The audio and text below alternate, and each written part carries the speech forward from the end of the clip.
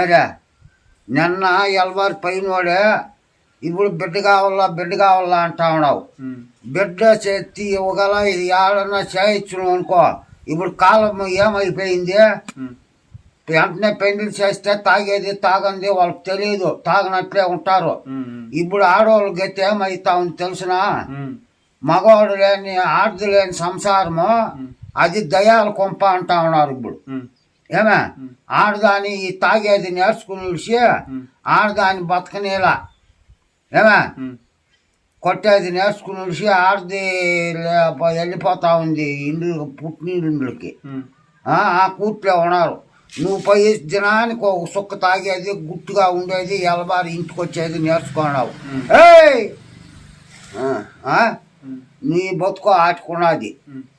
ఈ పొద్దు పెండ్లి చేయి అంటావు. నీకు పెండ్లి ఏ రకంతో దేశం మీద చూస్తే అంతా తాగేది నేర్చుకుని ఏమో ఎంతో బుద్ధిమంతుడుగా ఉండేవాడే పెండ్లాని మీద ఏటాయికంగా మానవంగా బతుకుతా ఉండేది.